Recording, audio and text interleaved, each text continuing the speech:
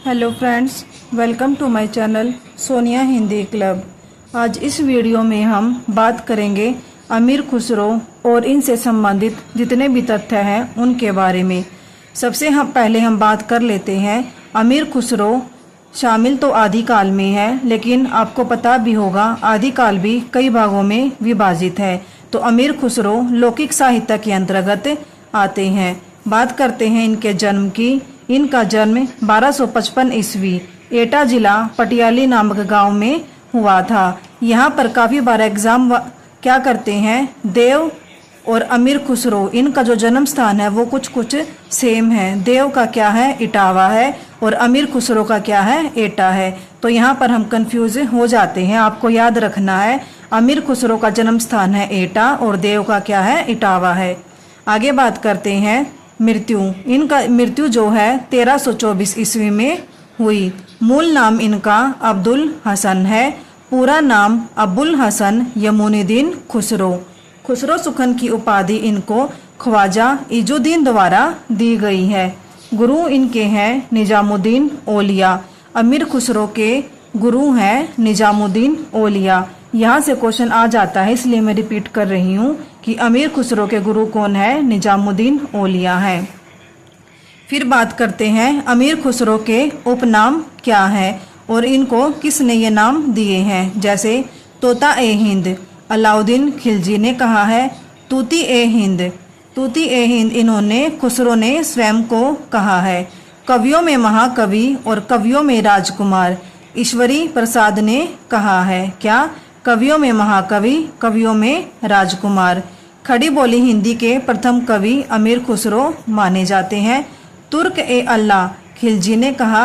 अवधी भाषा का प्रथम कवि डॉक्टर राम कुमार वर्मा ने कहा है। तो ये खड़ी बोली हिंदी के प्रथम कवि, लेकिन जो राम कुमार वर्मा है वो इनको अवधी भाषा का प्रथम कवि मानते हैं। हिंदू इस्लामी समन्वित संस्कृति के प्रथम एवं प्रतिनिधि कवि, एकमात्र ऐसे कवि जो हिंदू और इस्लामी दोनों को शामिल करके, दोनों की संस्कृति को शामिल करके अपनी कविताओं को आगे बढ़ाते हैं। कौन है? अमीर खुसरो। अब बात करते हैं हम अमीर खुसरो की रचनाओं के बारे में।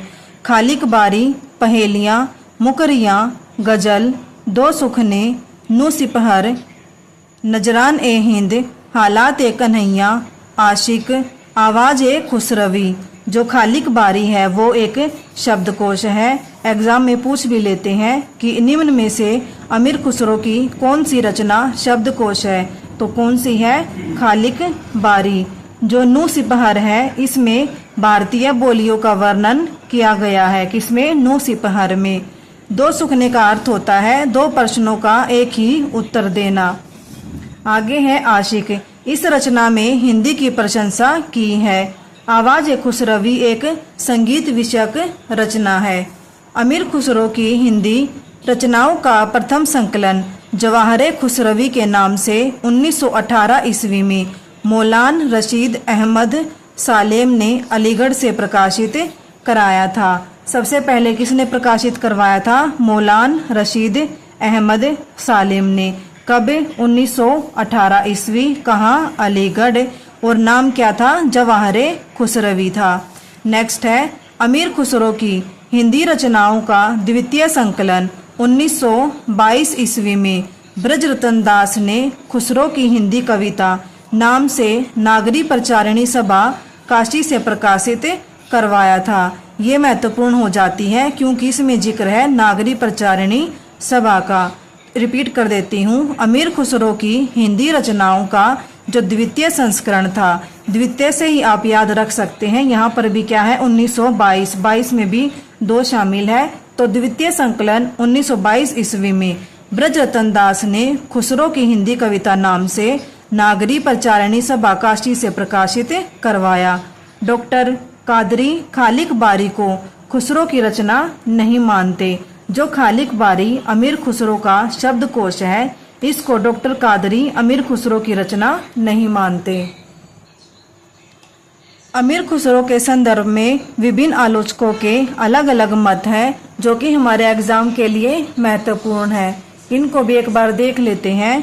सबसे पहले हम बात करते हैं जो आचार्य शुक्ल ने अमीर खुसरो के बारे में कहा है उसके बारे में। इनकी पहेलियां और मुकरियां प्रसिद्ध हैं। इनमें उक्ति वैचित्र्य की प्रधानता थी। यद्यपि रसीले गीत और दोहे भी इन्होंने लिखे हैं। यहाँ पर आप इस वर्ड को